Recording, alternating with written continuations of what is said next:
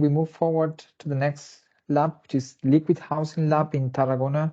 And I would like to welcome Hector Simon Moreno from the University of Rovira i Virgili or Virgili. So Hector, floor is yours. Thank you, Matthias. Hi, everyone. Dr. Hector Simon Moreno, director of the UNESCO Housing Chair of the University of Rovira i Virgili, located in Tarragona, Spain. And you can see that the name of the lab, addressing the housing liquefaction process after the three crises, a pilot case in the city of Tarragona. So as you can see here, what's the background of this project, where the idea of the liquid housing phenomena comes from. So as you can see here, there are three relevant crisis shocks. The global financial crisis that took place in 2007 is still having a severe impact on European citizens, which is now combined with the effects of the COVID-19 and the inflation crisis. So nowadays households are increasingly suffering from over-indebtedness due to the unaffordability of housing in urban areas, resulting in evictions. So this constant process of urbanization, coupled with the process of emptying of rural space and the lack of social and affordable housing has contributed to housing unaffordability in major urban areas, European member states. But this is only one part of the current reality, because the line between what is real housing, I mean, once clear in terms of title, stability, quality, adequacy, and what is just provisional shelter, is now becoming increasingly blurry. And so the failure of public housing policies led public authorities to offer weaker and weaker land titles, homeowners, then tenants, co-living, squattings, without any security of tenure. So as a result, this pilot project lab focuses on the concept of liquid housing, stemming from this crisis, and meaning that and the idea is that almost anything can be considered today as adequate housing. So the project addresses various forms of liquid housing, squatting on public and private land, illegal subletting of housing, which led to the existence of black market tenancies, short-term rental accommodation, excluding holiday rentals, the forced shared rooms, overcrowded or substandard housing, vacant dwellings, at the local level, a challenge seen across Europe, impacting the right to housing and human dignity. In fact, some of these cases are examples of hidden homelessness, according to the Fianza ethos typology. What these cases have in common is the lack of legal protection, as the occupiers remain in an extra-legal, unprotected sphere. This is the idea of the liquid housing phenomena. And so there are several challenges stemming from this phenomena. Maybe the most important one is the lack of reliable data on the liquid housing phenomena, because existing data on the types of liquid housing in the city of Tarragona and in cities around Spain are not very precise. And this is a typical characteristic of the hidden homelessness phenomena. No one knows exactly how many dwellings are empty or squatted, or how many people are forced to share rooms with other families in the same dwelling. And because statistics show people living under a home ownership regime who are tenants occupying the whole dwelling, but it is a reality more difficult to identify. So this is one challenge, to raise awareness and to provide data about this phenomena in the intermediate city of Tarragona. Now the second challenge is how to strike a balance between the interests and rights at the stake. On the one hand, the human right to housing, and on the other hand, the right to private property. And the project addresses the types of liquid housing by adopting a plural approach concerning the right to housing, as housing is in fact the only good that is both an important financial asset and also at the same time a human right. No? So we should try to find to strike the right balance between both rights. Another challenge is the specific features of the groups most affected by the liquid housing phenomena, as housing exclusion disproportionately affects specific groups, such as young people, children, people with disabilities, migrants, refugees, and so on. Each in different ways, but maybe the idea is to find common structural factors. The project aims to identify, but this is another challenge, that the specific features of the groups most affected by this phenomena.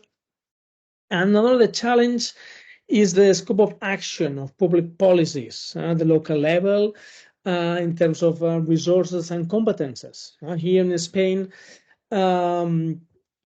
it must be taken into account that autonomous communities here in Spain are the ones that hold the main competences on housing, which explain the low involvement of municipalities in the management of public aid for the promotion and acquisition of housing. So this will be another challenge because of this, because of the low resources and the competences that public authorities, local authorities have in Spain and also in Catalonia, of course. So we will have to we will try to solve the problem and implement the the possible solutions. So you can see here also the scenarios. If no action is taken, the idea is that it's not only access to housing, to have an adequate housing, because I will be point out later, housing is a precondition for the enjoyment of all the human rights. So the overarching objective of the pilot is promoting access to affordable and secure housing for the people in social exclusion. And now in the first phase, we are working on collecting quantitative and qualitative data. So we will use the neighborhoods associations in Tarragona and also the stakeholders as the Association of Property Managers here in Tarragona to reach these people. We will conduct surveys and the idea we will also meet. The idea is to meet directly with these people suffering the different types of liquid housing. So the idea is to collect data from different sources. And then to talk with the stakeholders with this co-creation participative processes framework. That is to explain the data, the reality of the liquid housing phenomenon in Tarragona, and we will take advantage of the existing Housing Council of Tarragona, managed by the Tarragona City Council, to organize these cooperation events. The idea is that all stakeholders that have something to say in the field of housing are represented in this City Council. So after this, we will try to implement. We will identify the factors. We will work on these future scenarios, and then we will try to find solutions to this phenomena, and we will test at the end with the local authority the implementation of this solution. So I'm the coordinator of the project. There are other members of the team: Sergio Núñez Gemma, Maria Paula, Santi Arista, and Inés Suau, which the last ones. Santi and Inés will be the ones that will help us, are helping us in collecting the data, in organizing the co-creation events. They are expert on this. And of course, we are working together with Dr. Padre Kenna, who is the director of the Center of Housing Law, Rights and Policy of the National University of Ireland in Galway. So he will provide the international, the European approach on the liquid housing phenomena, and we are so glad of having him on board. Yeah? So why future resilience? Well, the idea is that our chair, the UNESCO Housing Chair's objective from the very beginning, was to be a stable platform for research, teaching, and transfer of knowledge on housing from an interdisciplinary and international point of view, international perspective. But we also pay attention to the social impact of our work. We want to generate a real improvement in society in everything related to housing. And due to the particular focus of the project, we will have the opportunity to have a real impact on society.